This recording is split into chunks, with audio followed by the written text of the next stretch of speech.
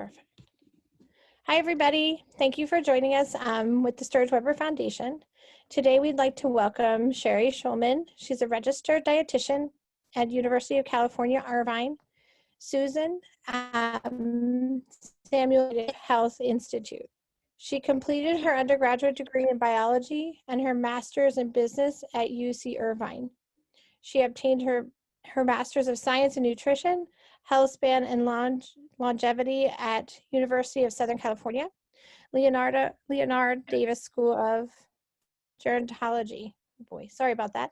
She is currently serves on the advisory board for the UC-Irvine Mirage School of Business, the Korean College Leadership Council, Chapman University, the Board of Counselors of the Leonard Davis School, and most recently, Development Executive Strategic Committee for Beckman Laser Institute. Sherry, thank you for joining us today, and we welcome you. Well, thank you. So I'm going to share my screens with you. Thank you so much for having me today.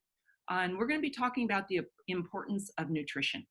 That was a very nice introduction. Thank you so much. Yes, my name is Sherry Schulman, and I've been at UCI for quite some time, and then USC. And today, we are going to talk about, there are so many wonderful choices out there. And one of the things I really love is this expression, change your plate, change your fate. And then to the right, I gave you an example of a beautiful lunch or possibly even dinner. I always start at the foundation. Well, what is our goal? Because my goal is to help you with your goal. So we're a team together. So basically, let's get healthy. But let's hold on. What does that mean? And let's really understand, well, what does that exactly look like? It's nice to be said. Well, let's be aware. First of all, is there a problem? And then, what's the underlying cause of the problem? We really truly need to understand the whys, not just label things and kind of throw things at things. So, how do the foods you eat affect your brain? Well, to begin with, taste from our tongue is sent to our brain. There are receptor cells on our tongue, and they detect both sweet and sour, bitter, umami, and salt taste. So basically, on the right-hand side, you're going to see that taste receptors are on the tongue, and they send information to the neurons in the brainstem. From the brainstem, it's sent to the frontal cortex. That's more of your conscious perception of taste, to your hypothalamus, which is your emotional quality of taste, and your hippocampus, which is your memory. That's the big one, the memory. And people love to tell me, oh, Sherry, I'm vegan. Oh, Sherry, I'm gluten-free. I'm this. Bottom line, simple carbohydrates break down to sugar. And we're going to be addressing that issue today. Memory of food, how our reward center works. And this reward center is very, very important. The reward system is a series of electronical and chemical pathways. It's very complex. This is the beginning of humans. Basically, 2,000 years ago, when we were hunters and gatherers, we needed to understand what we could eat and what would make us really sick. So the reward system reminds you over and over and over to enjoy sweet things. Why? Because we still have the same genetic makeup. And 2,000 years ago, people quickly figured out, oh, I can eat berries and apples and roots, but what if I eat the mushroom? Ooh, mushrooms are kind of a tart taste, or mushrooms are just kind of not a good taste. And it keeps telling our brain and our gut, don't eat something that's a pathogen. So the reward system's always activated by, not only is it food, but also socialization. That's why it's so important. Love, and I hate to say, this is where it's sad, the opioids or the drugs come in. Because once your brain knows that feeling of reward, it goes back and tries to find it again. Today, we're going to focus on sugar, because guess what? Sugar always wins. So when you eat sugar, yeah, you like it. Ooh, and then you kind of crave it. So it basically has addictive properties. Now, you're not addicted to sugar as you are addicted to opioids. I'm not making that analogy, but they're very, very attractive. Blood sugars, after you consume them, they spike. And guess what? Dopamine, your feel-good hormone, is released in the brain. That's kind of addiction. And you have a massive amount of insulin secreted into the blood. So what happens? Your blood sugars drop. So number 3, your blood sugars rapidly drop. So you have high insulin levels, and it causes immediate fat storage because insulin is anabolic. So insulin is going to help you gain weight. And guess what? The body's going to crave more sugar because it just went down in your bloodstream. So you're hungry and you have cravings. What do you crave? Well, you've got low blood sugar, and first thing that any of us do when we have low blood sugar is we want more sugar. And somehow our culture, the standard American diet, has figured out how to have sugar for breakfast, sugar for lunch, sugar for dinner, and there's a fourth one there, our favorite snack at 9 p.m., sugar as a treat at night. Convenience foods really is very attractive. It has a lot of fat, sugar, and salt. And people, my patients will tell me the difference. Oh, I like Coke instead of Pepsi. I will go to Del Taco instead of Taco Bell. Oh, I like Oreo cookies, but I hate those other cookies. So our tastes become pretty refined, and the reward system in our brain is telling us, ooh, this is good, and I even like that the best. But I want you to tell me now, where are the essential, meaning our body can't make it, we need to get it from our food supply, where are our essential vitamins, minerals, and fats? Well, what does too much sugar lead to? It's kind of a loss of control. I know if I have cookies in my house, I know where they are. It leads to cravings. Well, I've got to stop what I'm doing, and I've got to zoom over to the store to buy my da-da-da. And it increases your tolerance to sugar, because once you have a little, sugar begets sugar begets sugar. Ooh, we have 60 names for sugar. Dextrose, fructose, galactose, glucose, lactose, maltose, sucrose. Well, guess what? I love when my patients do this. But Sherry, I had organic beet sugar. Sugar. Sherry, I had organic cane sugar. Sugar. Sherry, I had organic date sugar. Guess what I tell them? That's still sugar. So what does sugar kind of do to our bodies? Diabetes, which can lead to kidney disease or kidney failure requiring dialysis. Because what happens is our sugar, what it does is it sticks to proteins in our blood. The proteins in our blood become very thick. So when you talk about thick blood, it's hard on your heart, it's hard on your kidneys, and also you tend to start gaining weight. It leads to strokes, heart attacks. Now, this doesn't mean eat a cookie, you're going to have a heart attack. Let's be common sense here. This is years of kind of taking on a little too much. Vision loss can happen, or blindness. Weakened immune system, because when you're eating the wrong foods, 70% of your immune system's in your gut. And guess what? You're not helping it at all. Nerve damage, and it's also called neuropathies, which is pain and tingling. Poor circulation, because remember, you've got thick blood. And it also leads, especially diabetes, to slow wound healing. And a potential, it's a potential for amputation, but those are rare cases. So energy bars, this is another little place where I always kind of like to check base with people. On the left is a controlled diet energy bar with X amount of calories. But what's one of their first ingredients? Well, it's sugar alcohols. So sugar alcohols are sometimes 600 more times telling your brain that you digested sugar and sweeter than just regular sugar. So your brain gets excited and says, Sherry just consumed sugar, but I didn't. I kind of consumed kind of some fake something or other. But it kind of will spit out the insulin. It gets all excited. And a lot of my patients will tell me, oh, I had a Diet Coke and a piece of pie. And I'm kind of going, okay. Now over on the right, this is a recipe from one of my friends. And she was so proud of it. She goes, Sherry, I'm making granola bars. Now, I tend to call them cookies because once again, she told me how she had organic maple sugar. She had organic brown sugar. She had some granola and oats and dried fruit. Well, to me, that's sugar on top of sugar on top of sugar. This is another classic. I have celiac patients. And so my celiac patient told me she had a gluten-free cereal for breakfast. And I said, oh, can you share with me what that is? She said, Lucky Charms. Well, we both had a very good time laughing. And I said, that's not going to work. We're not going to have Lucky Charms for breakfast. On the right, now this makes me sad. This is a Go-Gurt. Go-Gurts are about 3 ounces of yogurt in a small container. And a lot of adults put them in their kids' lunches, or the kids will run in. If they're in the refrigerator, they'll go for them. I want you to go down to where it says sugar.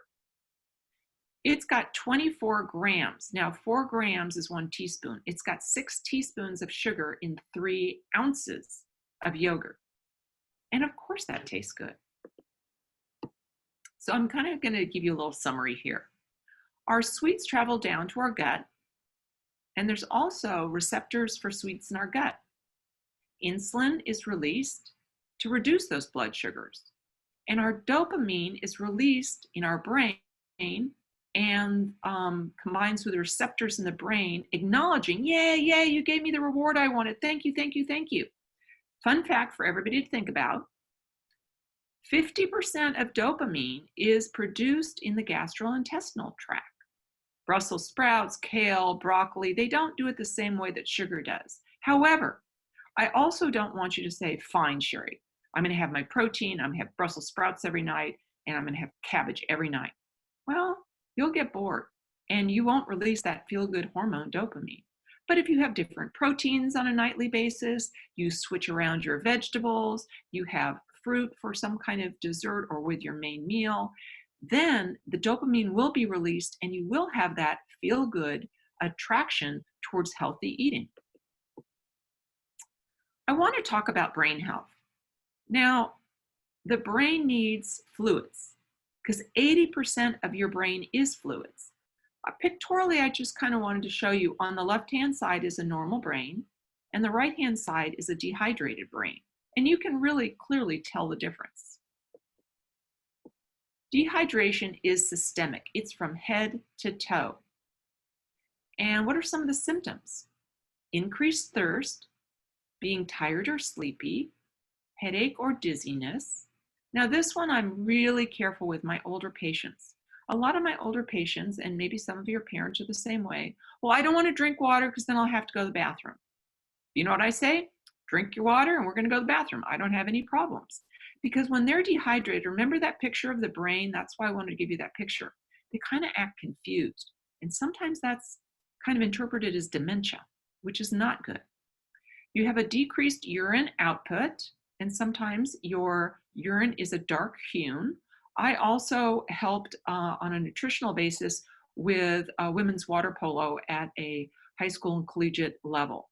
And I would talk to them about hydration, talk to them about electrolytes till the day is long. Well, I finally decided I know what I'm going to tell them, pee clear. All of a sudden, everybody got it and because once you dehydrate and you're in a major sport like that, you start cramping. Once you start cramping, there's nothing I can undo for hours. The other thing, I want to point this last one out. You have an increased desire for sugar. So I always want you to be aware. Are you hungry? Are you thirsty? Are you hungry? Are you thirsty? Well, how much water should you drink? The U.S. National Academy of Sciences, Engineering, and Medicine determined that adequate daily fluid intake is, now for me, this is a lot. Very few of us, unless you're a professional athlete, are going to consume 15 cups, but somewhere around 2 liters, maybe 2.5 liters for men, 1.5 to 2 liters for women on a daily basis.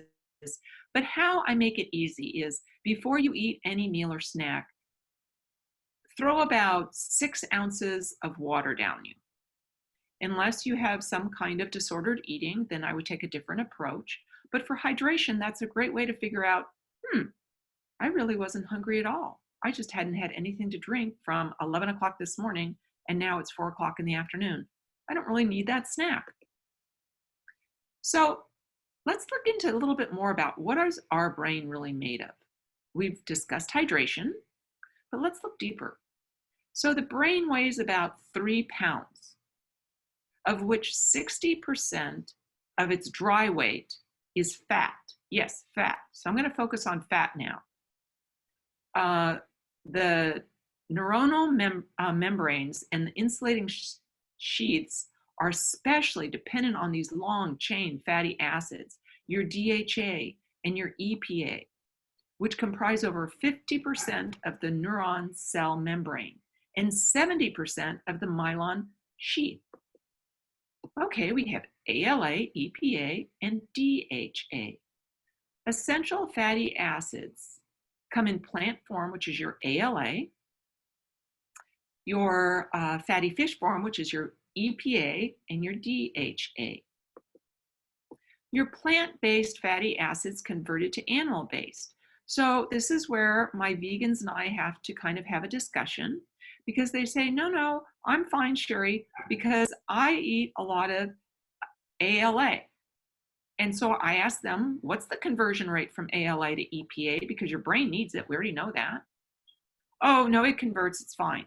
In reality, it's only 5% conversion. Why do we need EPA?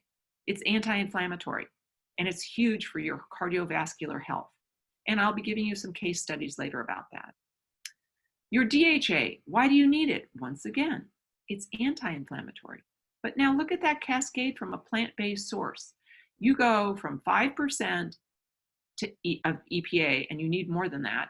And now it's 0.5 to get to DHA. What do you need DHA for? You need it for your eyes and your brain.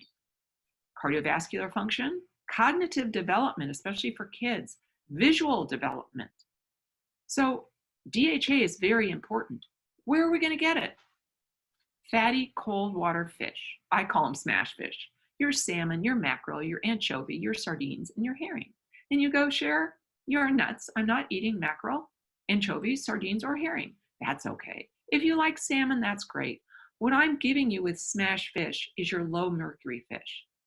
Enjoy tuna. Enjoy every kind of fish there is, and shellfish. So what happens is we have polluted our oceans, and the little fish eat the algae, but the algae have absorbed the mercury. And then the middle-sized fish eat the small fish, and then the big fish. So that's how your bigger fish have a higher percentage of mercury. And where I noticed it is my high school patients.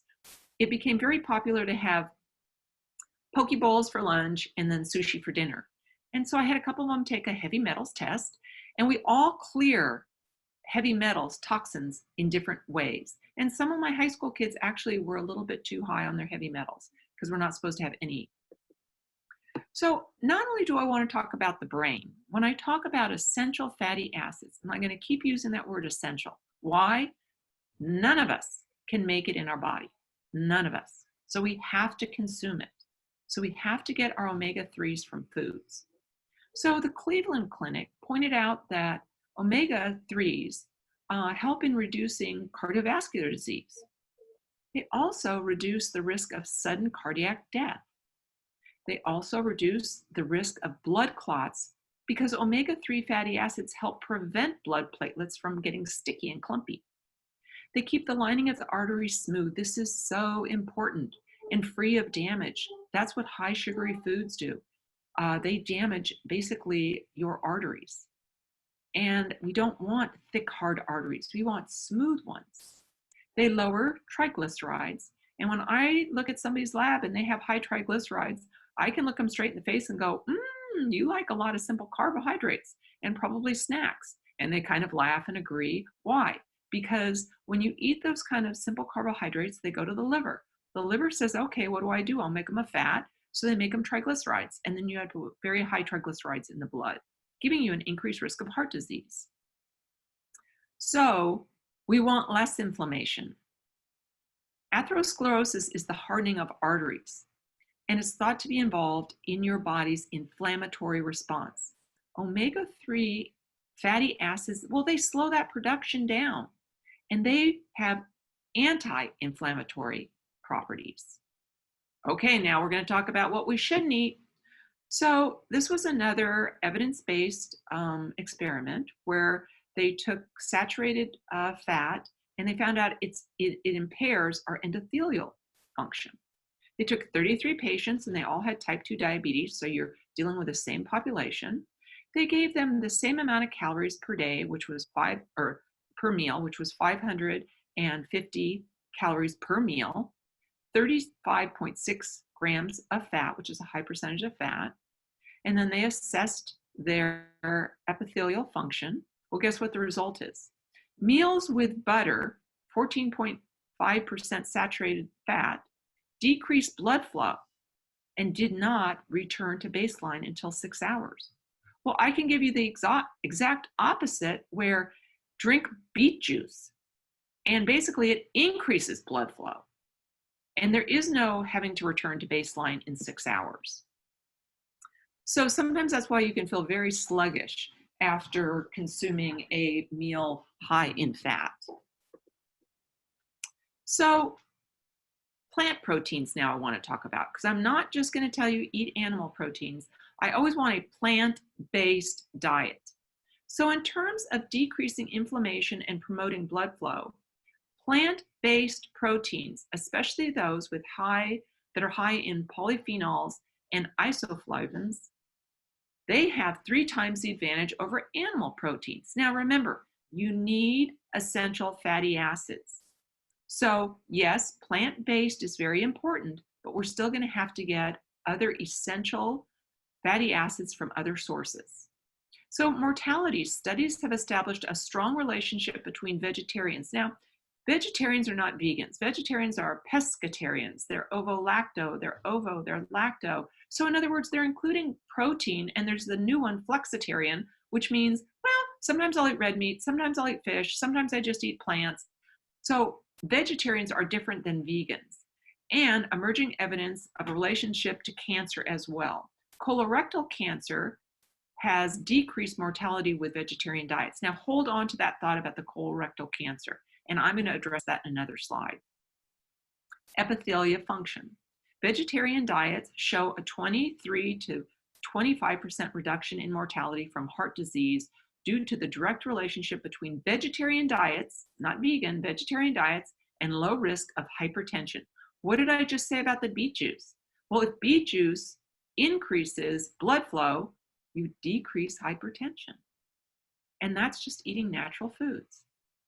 It's proposed that improved epithelial function is a result of decreased C-reactive protein. This is your pro-inflammatory and your interleukin 6, especially in women. I thought this last one was very interesting. Acute phase healing. The high polyphenol composition, now that's basically the colors of your fruits and vegetables. So all the colors of the fruits and vegetables that vegetarians consume, they have they're lower on the dietary inflammatory index. That's good. Therefore promoting improved C-reactive protein. In other words, decreasing your inflammation, clearance time after injury, and this also aids in pain management and return to range of motion. So I didn't quite understand how much fresh fruits, fresh vegetables, and healthy foods can kind of help in the mending process. So also, once again, we need 9 essential amino acids. So we need complete plant proteins when we consume them. What are some examples? Tofu, tempeh, edamame. You say, I'm not going to eat any of that. Oh, okay, well then let's get a bigger list. Let's get your rice and your beans, quinoa, spirulina. And we can also add things into our shakes like chia seeds or flax meal. So there's lots of ways to get a lot of healthy proteins. And people think they have to have the rice and the beans at the same time. That's not true. You can still have a complete 9 essential amino acids by eating, maybe beans in the morning and rice in the evening. So that's totally fine. Prebiotics. Prebiotics are basically fiber. That's the non-digestible carbohydrates contained in fruits, vegetables, legumes, and whole grains. Fiber is the major source of food for your colon. It's the bacteria in our microbiome. Did you know that we have 10 times the bacteria in our microbiome than we do in cells in our entire body. So we got to feed them. Well, what do they want? Sugar? Nope. Bacteria don't want sugar. What do they want? They want fat? Nope. They don't want fat. They only want fiber. One of my patients sent me this picture because he went from pretty much eating fast food every day to now he has fiber-rich diets and whole foods. And so, of course, I would have to share this slide with everybody. A daily goal for fiber is 25 to 35 grams. Okay, I'm going to give everybody a challenge. Everybody out there has some kind of smartphone. Just track it. There's so many ways to track fiber. Just use whatever device you want. Say you're 12. 12 is the average American. So you're 12 and you go, oops, I got to be 25. So I'm going to go and I'm going to have chia seeds and a supplement and this. Please, please, please do not do that. You will hate me. You'll want to call me directly and say my stomach is out about 7 inches and I feel horrible. Now that would be way too much for your gut to handle. So slowly but surely, I want you to add in about 3 grams of whole food each day. Well, you say, well, Sherry, I don't know what you're talking about. Avocado. Avocado has like 10 grams of fiber in it. So if you have half an avocado that's over your salad, bam, that's 5. Throw some beans on the side of one of your dishes. Beans are the highest there is. Raspberries. Raspberries, for like a cup of raspberries is close to, I think, 12 grams of fiber. So there's lots of ways to do it with whole foods. And not only that, once again, we're getting those colors in you. Remember how I always ask the why? What's the foundation? What are our triggers? Well, stress eating. Yes, we do stress eat. Well, we eat when we're bored. We're sitting in front of the TV and there's a box of something in front of us and somehow the box is gone. We also give habits to our kids that you should be eating this, or if it's there, we've got to eat the whole container of it, or it becomes a treat. Treats are sometimes for kids, oh, you get a snack of cookies or you get the snack of potato chips. Well, we've just told them that's a reward. And only unhealthy food available in the house, that can happen, especially when you have roommates or your partner really doesn't really care about healthy eating. The other one that's really tough, and this really comes to my high school kids, peer pressure, either friends or family. So let's think, what can we do to help ourselves? Number one, I always tell people, only eat when sitting at a table without devices. Why? I notice even young kids these days, they stare at their devices. They have no idea what they're eating. They've swallowed a whole hamburger and fries, and if you ask them what did they just eat, they went, I don't know, or just a little something. Ask yourself if you're hungry or thirsty. Remember I said that? Hungry, thirsty, hungry, thirsty. Well, sometimes it's good to have 6 ounces of water about 15 minutes before you have a snack and you realize, my head doesn't hurt anymore. I actually feel better. And by the way, I'm not hungry. And don't bring unhealthy foods into the house. I am your registered dietitian. And let me tell you, I have no willpower. If I knew that there were lovely cupcakes in my pantry, now I might not eat them for breakfast, but I'll start wandering that kitchen mid-morning. And then by lunch, well, just one after lunch. And then 3 o'clock comes, well, I've got to have tea. Well, guess what I know is in that pantry? Cupcakes. So what am I to eat? Cupcakes. Yes, I am the same as everybody else. And I won't even go after sweets only. I like savory. So if you put chips in front of me, I'd go for it. So I don't want anybody to ever think out there it's willpower. We don't. Our brain is telling us it's a reward center. It's giving us dopamine. It's telling us consume. And really have active friends. Walk instead of snacking. Don't make it, oh, we always get together and have a lunch or have this. You can get together and grab your water and go for a nice walk, especially now that the weather's getting better. So remember, it's always your choice. And guess what? You can put a tag on anybody and say, look, my registered dietitian doesn't have any willpower. How can I have willpower? But your system will, like the left-hand side over the right-hand side, if you're consistent feeding it whole foods. This is a whole very different topic, but I really want to bring this up today. When we eat is as important as what we eat. Never really thought about that, when we eat. So what's that mean? Well, we've had a history of fasting, mainly from religious groups or philosophies. There's been Buddhism, Christianity, Islam, Buddhism, Taoism, Jainism, Hinduism has the root in fasting back 4,000 years ago. So let's look at our options. Yes, there's fasting. It's kind of difficult. There's fasting mimicking diets by Dr. Walter Longo. There's intermittent fasting. There's time-restricted eating, and there's religious fasts. What do they all include? Number one, have your healthcare provider agree to you doing this. You're hydrating all day and night. You never stop hydration during any kind of fast. Your electrolytes, your healthy fats, and your supplements must be taken, and medications are always to be taken on time with whatever's necessary, be that a meal, be it a snack. And an understanding of who and when should not fast. So who should not fast? Well, fasting too long can be life-threatening. So don't fast even for a short time without approval from your medical professional. If you have anybody with a BMI of 20 or below, or if you have disordered eating or you're restrictive, don't start fasting. It's going to put you way back and start that whole process and cycle over again. Diabetes, but only under certain conditions.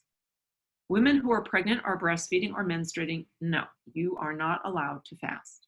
And anybody with chronic diseases not under supervision. And the elderly, if not under supervision. A lot of elderly get bored with food. I work with them a lot on how to constantly change what they're eating, because they'll get, say, a pound of something and they're one person living by themselves. Well, they've had, a quarter pound, and then they even cut that in half, and they bought a sweet potato and they're eating it over and over, and they get bored. So what do? They start skipping meals. So we really have to be careful with our elderly to make sure they have not only hydrated, but they've got all those essential fatty acids and essential amino acids in them.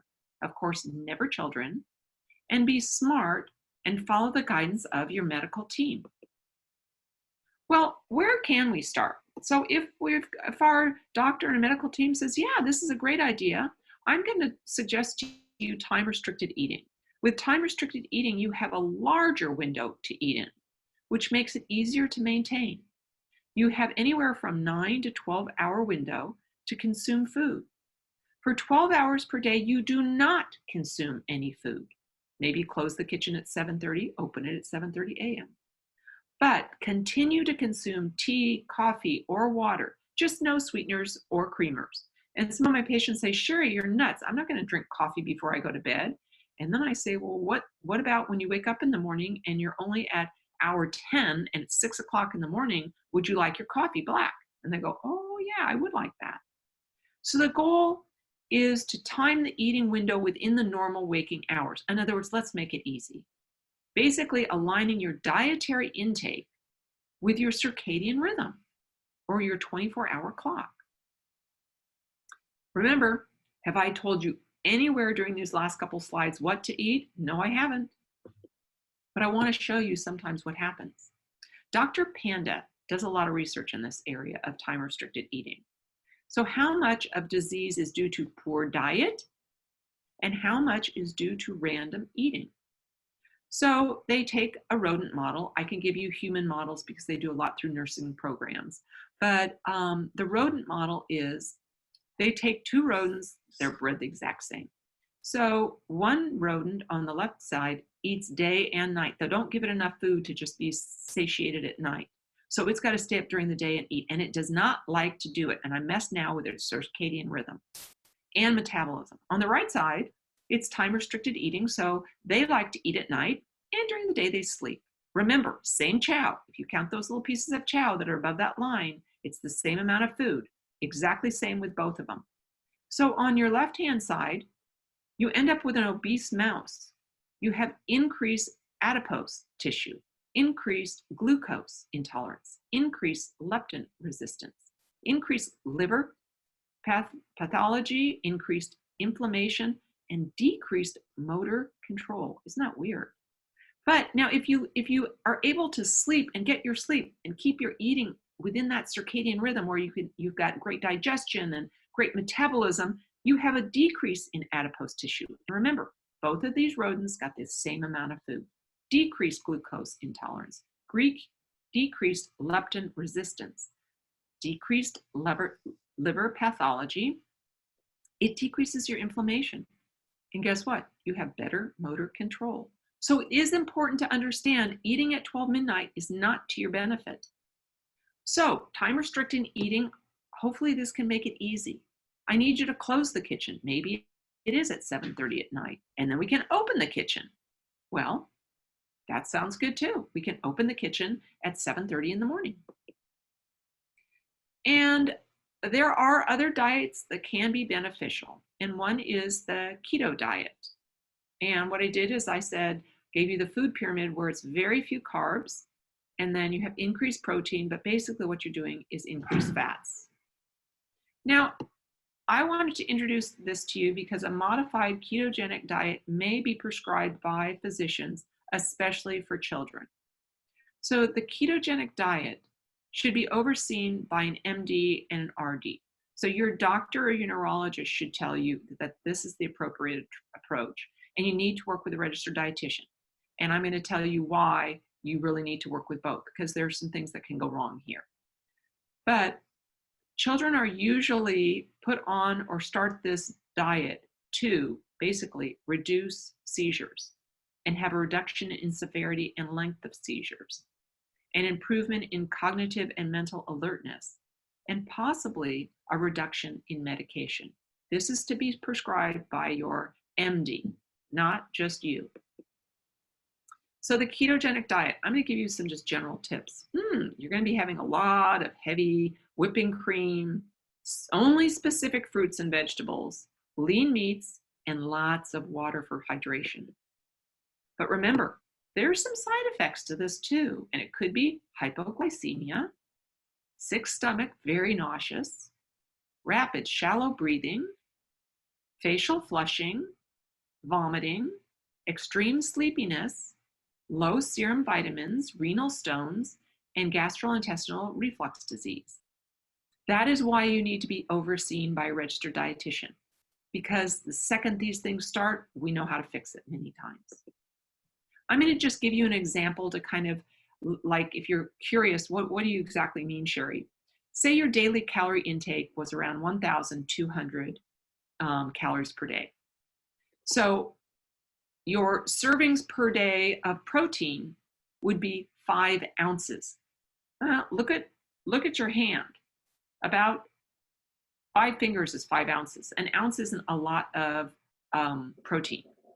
Your fat, 7 tablespoons. Okay, so that means 7, you got to get 2 tablespoons of something in the morning, maybe 3 at lunch, and another 2 at night, but they're tablespoons. And your carbs, you go down to 20 grams of carbs. Now, 20 grams of carbs is not very much. And when you tend to look at anything, it's got at least 10 to 20 grams of carb in it, especially any kind of processed food. And it doesn't go up really that much. Say you have 1,600 calories per day. Great, you get 17 ounces of, that looks high to me. So I'm going to go to the one above that, 14. I have a feeling, and see how I put 17 and 18? That's incorrect. It should be 7 and 8. So if I go down to that 1,600 calories per day, I get 7 ounces of cooked meat a day. Most of us, when we eat a hamburger, is probably anywhere from 7 to 10 ounces of protein that you're downing. So we're talking a small amount of protein. Each finger is about 1 ounce. 9 servings, which is tablespoons, 9 tablespoons of fat per day, and 30 grams of carbohydrates, which once again is not very much. And you're going to pretty much get that from your vegetables, your green leafy vegetables. I wanted to kind of give you an example so you're not like, we still don't understand this. So say an example for lunch and dinner. The 2 ounces of tuna, 1 tablespoon, so that's kind of big, gooey tuna, of mayonnaise, a 4th cup of leafy greens, so that's really not very many carbs, my 2 slices of essential flaxseed bread. Great, it's great bread, lots of high fiber, but once again, it's bread, so that's carbohydrates, and once again, lots of water. So what does this give me? It gives me 2 proportions of my protein. It gives me 1 proportion of fat, and it gave me 13.25 grams of my carbohydrates. So for dinner, I have 3 ounces of steak, 3/4 of a cup of broccoli. That's my carbohydrate. 1 tablespoon butter. That's a fair amount of butter. 1 tablespoon olive oil. And a lot of times we'll even inject the butter within the steak. And that way it tastes better, but it's not like we're putting the butter on top of the steak, but we make sure the consumption of that butter's there. Lots of water. And so for my dinner, I got 3 portions of protein, 2 servings of my fat, and 4.5 out of those 20, say it's the 1,200 calories, 4.5 out of whatever I can have for my total carbohydrates per day. Resources. Your neurologist is your best resource. And then to work with a registered dietitian. Charlie's Foundation is a great way to do your research. Start at the beginning and go to the Charlie's Foundation, and you can read a little bit about it and how it's helped so many, especially young adults. And a modified ketogenic diet. Yes, Beth has a great book on that. And I'll make sure this is in the slides. So if you'd like to get that book, or you forget, oh, I forgot the Charlie's Foundation, it'll be here for you to look up. So bottom line, this is what I want. I want whole foods. And people say, Sherry, I don't have time. Yes, you do. We all have meal prep time. Well, Sherry, I run out of things and then I just get fast food. Well, we can have frozen food. We can have frozen green beans, frozen spinach, frozen berries, frozen smaller slices of protein that are maybe four ounces. I always have my either fish guy or my whoever's my butcher. I have him always cut up things into 4 ounce, and then I can, if I get it on sale, I can use whatever I want to use that night or the next night. But then I have it frozen, and then I have chicken frozen, fish frozen, some kind of beef frozen, so I can always be circulating things, and I don't get bored. I love this. The best 6 doctors anywhere, and nobody can deny them. It is sunshine, water, rest, air, exercise, and diet. I've also included my works cited. So if anything interests you, and possibly the last page that you're interested in more of a ketogenic diet, they're here for you to look up. And I want to thank you for letting me speak with you today.